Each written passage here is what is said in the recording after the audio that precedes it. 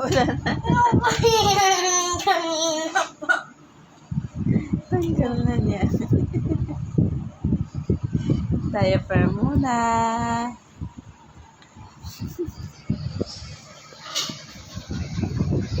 Danger. Saway ka ha. Patanggal mo na yung busan mo. Diaper muna ha.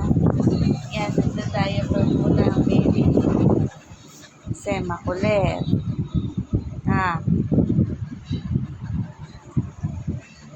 Finger, ang ginagawa mo? Bakit natanggal ulit yung yung ano na yan, busan na yan? Laki-laki mo na.